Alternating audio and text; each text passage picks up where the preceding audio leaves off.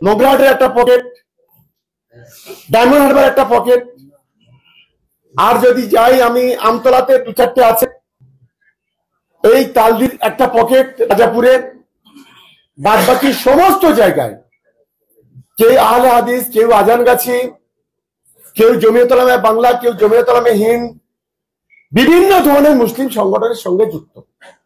এরা কেউ ফুরফুরায় 90% যায় না। দেখবেন এই যে সংগঠনগুলোর কথা বললাম আমি, এরা জলসা করতে আসলে, মিলাদ করলে আসলে রাজনীতির কথা বলে না। এরা না বলে তৃণমূল কংগ্রেসের কথা, না বলে বিজেপির কথা, না বলে আইএসএফ এর কথা, না বলে সিপিএম এর কথা, কোনো কথা বলে না। আর ফুরফুরা শরীফ থেকে 2-3টে ভণ্ড আছে, তারা প্রতিটা মুহূর্তে মঞ্চে গেলে তাদের পেটে তো হাদিস কোরআনের কিছু নেই, তারা সবসময় সেখানে গিয়ে পার্টি পার্টি পার্টি পার্টি করে চিৎকার করে।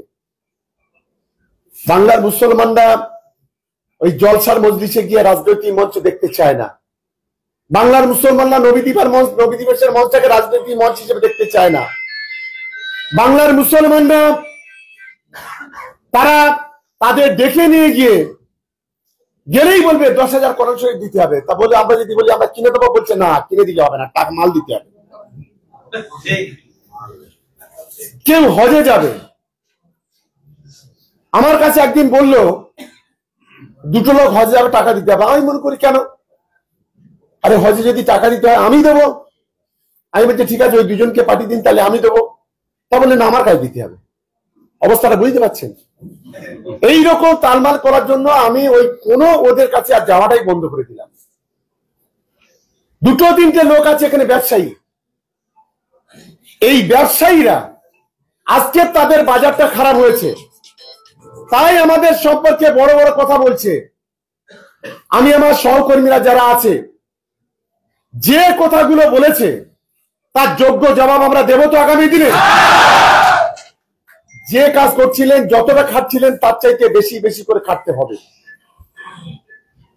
মানুষই শেষ কথা বলে, দেখুন মাথা নিচু করতে হয় উপরওয়ালার কাছে মাথা নিচু করবো, আর মাথা নিচু করতে উপরওয়ালার কাছে মাথা নিচু করবো। আর যদি মাথা নিচু করতে হয়, মানুষ হলো গণদেবতা, মানুষের কাছে মাথা নিচু করবো, কোনো ভণ্ডর কাছে, কোনো বাবার কাছে মাথা নিচু করবো। আমি মনে করি আমাদের বাঘের বাচ্চারা আগামী দিনে যে লড়াই দেখাবে সারা বাংলা দেখবে।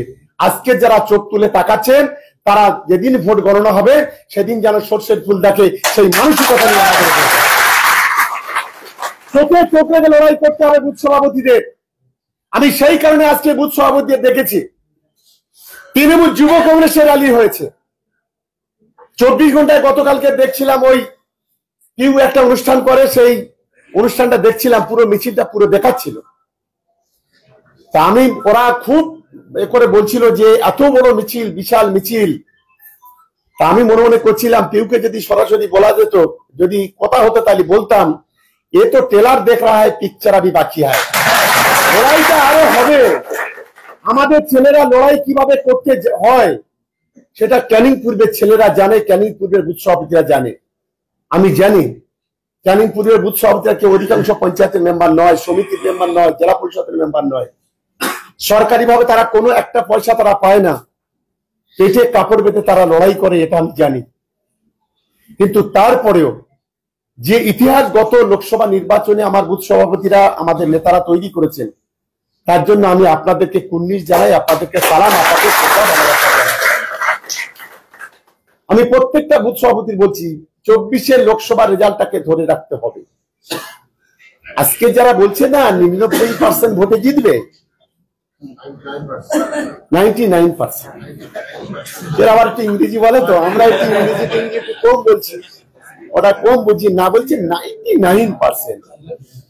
আবার কিরকম কায়দাবাজি দেখো, ওরা মনে করছে শুধু আমরা ফুক ফুক দিয়ে কায়দা শিখে গেছি, আমরাও কায়দা শিখি।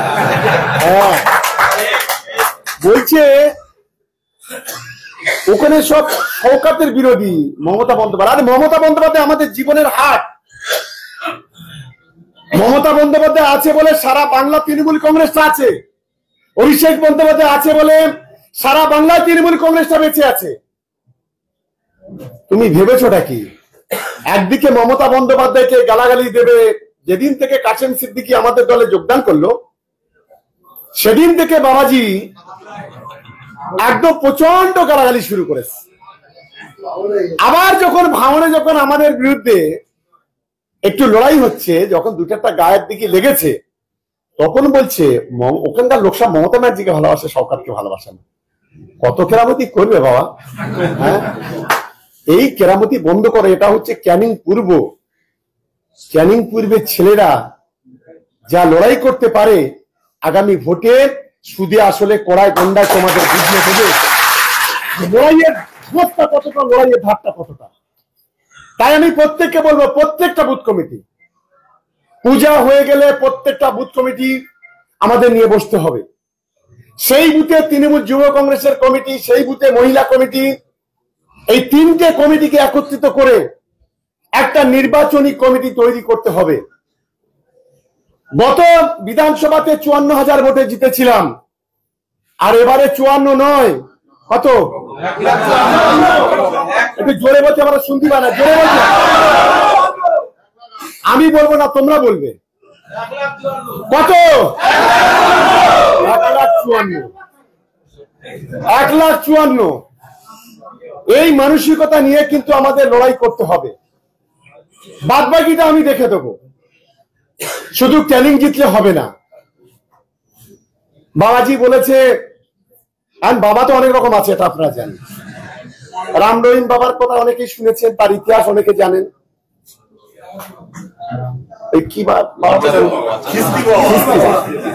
এখন আবার খিস্তি বাবা উঠেছে, মাচান বাবা উঠেছে, অনেক বাবা উঠেছে। বলেছে ওখানে নওশাদ জিতবে ভাঙড়ে। আমি আজকে আপনাদের সঙ্গে দায়িত্ব নিয়ে বলতে পারছি, নওশাদ হারবে, হারবে, হারবে। কেউ তার জন্য যা লড়াই হয়, ভাঙড় বিধানসভা তৃণমূল কংগ্রেসের কর্মীরা তৈরি। চোখে আর কতদিন লোক চশমা দিয়ে রাখবেন, কালো চশমা দিয়ে? জলসা করতে আসলে 50,000 টাকা ফি।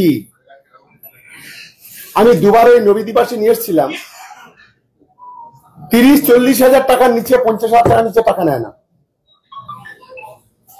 ভাবতে পারেন, এতই যদি মুসলিম দরদি হয়, এতই যদি মুসলমানদের জন্য মায়া কান্না কাঁদেন, তাহলে একটা কাজ করুন না, জলসাগুলো ফ্রিতে করুন, তাবিজগুলো ফ্রিতে দিন, পানি পড়াগুলো ফ্রিতে দিন, মোসাফা করবেন হাতে যে এরকম করে টাকা নেওয়ার জায়গায় 10টা টাকা হাতে গুঁজে দিন, যে বাবা তুই এসি খরচ করতে করে যার হোটেলটা খেয়ে নে। তবে তো বলো বাবের বেটা। মানুষের পাশে একদিন দাঁড়াবেন না, মানুষের কাটিয়ে দেবেন। বলছেন স্যার ভক্তরা পুড়িয়ে মারবার। ভক্তরা কারা? আমরা যারা বসে আছি তারাই হচ্ছে ভক্ত। কি তাই তো নাকি? কাদের পুড়িয়ে মারতে বলছেন?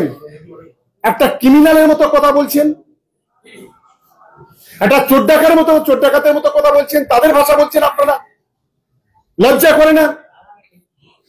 পুরপুরা শরীফ তো আর অনেক পীরজাদা আছে, অনেক পীর সাহেব আছে, কই তাদের মুখ থেকে আমরা এই ধরনের ভাষা শুনে নিত? আমি তাই আপনাদের কাছে অনুরোধ করতে চাই, কথা বলবো একদিন, যদি উপরওয়ালা সেই দিন করে যেদিন ভোট গণনা হবে। খাতা কলমে সবটা লিখে রাখছি, যোগ্য জবাব যদি দিতে যদি পারি, আপনাদের সকলের আশীর্বাদ ভালোবাসা যদি থাকে, সুদে আসলে কয় গন্ডায় সেই দিন দেব। আর এই শারদীয়া উৎসব আছে, আমি প্রত্যেকটা বুথ সভাপতিকে বলবো, সে হিন্দু বলি, মুসলমান বলি, আদিবাসী বলি, খ্রিস্টান বলি, যাই বলি, আমাদের প্রত্যেকেই 12টা 1টা 2টো পর্যন্ত আমাদের জেগে থাকতে হবে, কোথাও যেন কোনো অশান্তি না হয়।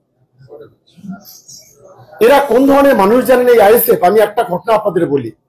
গত পরশুদিন আমাদের দিদির ভার্চুয়াল ছিল, এটা অনেকেই জানে যে দুর্গাপূজা উৎসবের সরাসরি ভার্চুয়াল ছিল, আমাদের মোবাইলটাতে লাইভ হচ্ছিল। সেখানে আইএসএফ এর বেশ কয়েকজন কমেন্টস করেছে, আমি ভাবতে পারছি না, এমন ধরনের কমেন্টস করেছে যে কোনো সময় সাম্প্রদায়িক দাঙ্গা বাঁধবে, এটা যদি সাধারণ কেউ দেখে। কত নিজ প্রকৃতির এরা মানুষ। এর একটা চার পেয়ে জন্তুর চাইতে এই আইএসএফ এর লোকেরা খারাপ। আইএসএফ এর নেতা কথা বলছি, সাধারণ মানুষের কথা বলবো না। আর কিছু গাঁজাখোর খৈনিখোর পুষে রেখেছে, যারা এই ইউটিউবটা করে, যারা এই কমেন্টস গুলো করার জন্য কিছু লোকের পয়সা দিয়ে রাখে। তাদের ভাষা বোঝার মতো ক্ষমতা নেই, মানে গায়ের মাথা চুল পর্যন্ত জ্বালা করবে। আমরা সম্প্রীতির কথা বলি, আমরা হিন্দু মুসলমান একসঙ্গে চলার চেষ্টা করি। আমরা তোদের মতো ওরকম হিন্দু মুসলমানকে বিভাজন করার রাজনীতি করি না। আমরা দাঙ্গা বাঁধানোর রাজনীতি করি না, আমরা খুনোখুনি রাজনীতি করি না, আমরা জাতপাতের ভাষা বর্ণের রাজনীতি আমরা